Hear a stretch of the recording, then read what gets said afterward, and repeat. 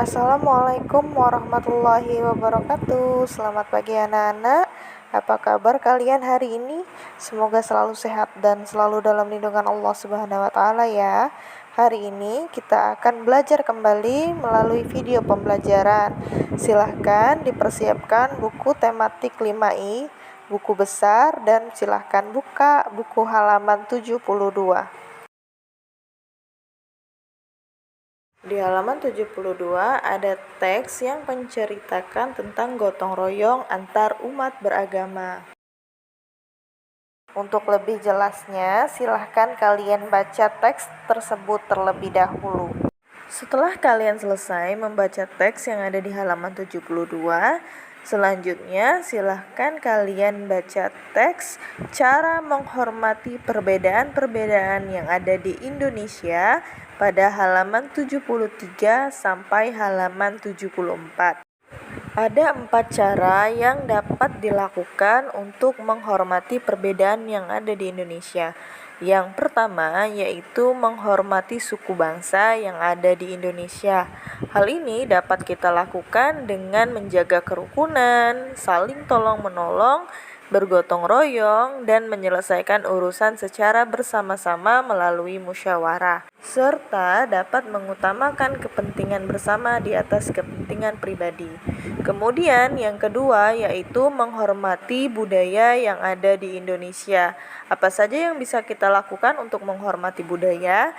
Di antaranya adalah menjalankan atau melakukan kebiasaan dari adat istiadat daerah masing-masing. Kemudian tidak menghina hasil budaya suku bangsa manapun yang ada di Indonesia. Mau menonton seni pertunjukan tradisional yang ada di sekitar kalian. Kemudian belajar mengembangkan berbagai jenis seni tradisional seperti seni tari, seni musik, dan seni pertunjukan. Yang ketiga, kita bisa menghormati agama-agama yang ada di Indonesia. Ayo, siapa yang tahu ada berapa jumlah agama yang diakui di negara Indonesia? Ada 6 ya.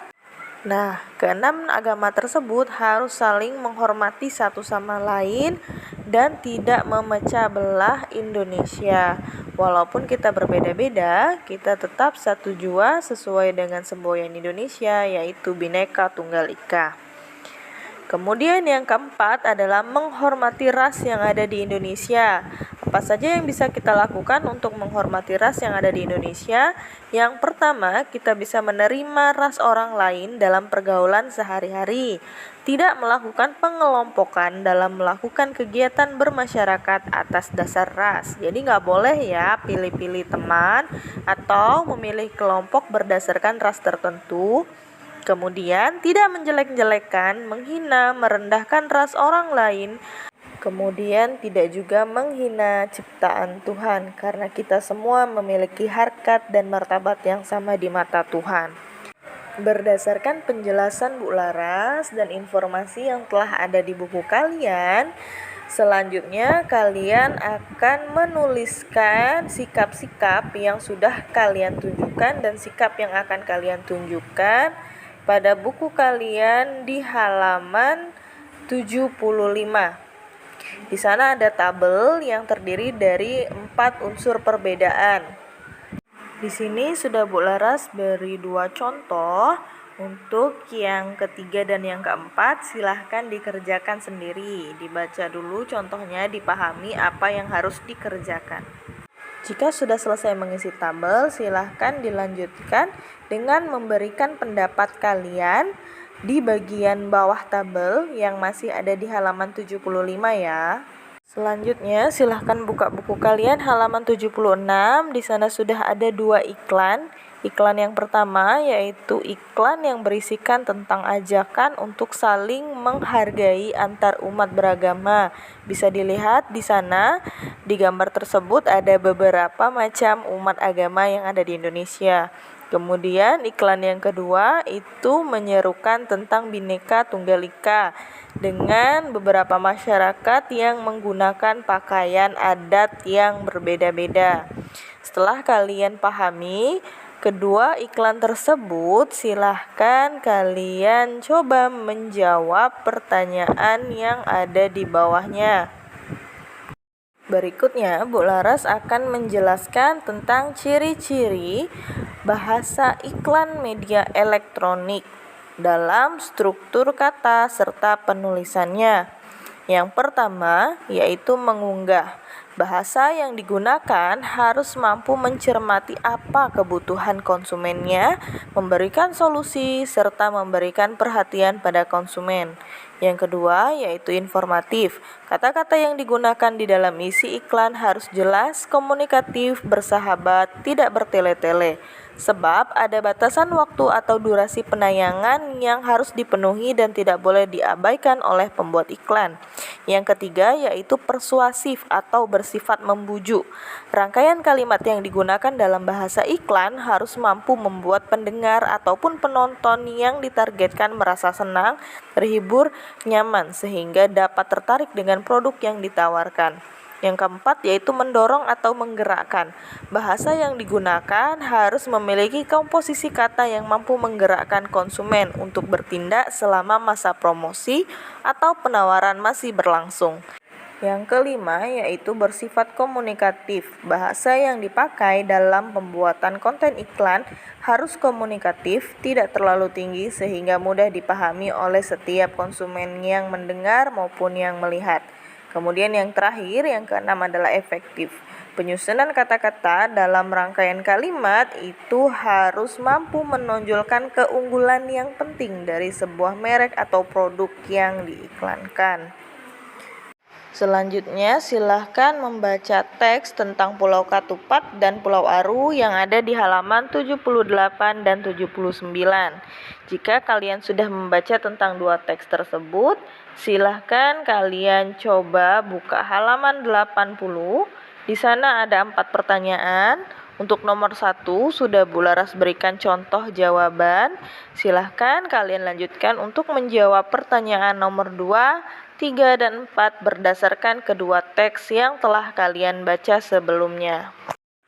Selanjutnya, silahkan buka buku kalian halaman 83. Di sana ada sebuah teks yang menceritakan kisah sukses pengolah barang bekas menjadi pengusaha pencipta lapangan pekerjaan di masyarakat. Dengan judul Enon asal Cirebon membuat barang bekas bernilai ekonomi. Untuk mengetahui kisah dari Pak Enon, itu silahkan kalian baca terlebih dahulu teks di halaman 83 dan 84. Selanjutnya, jika sudah dibaca, kita akan membahas pertanyaan nomor 1 sampai nomor 4. Sedangkan nomor 5-nya itu harus kalian kerjakan sendiri ya.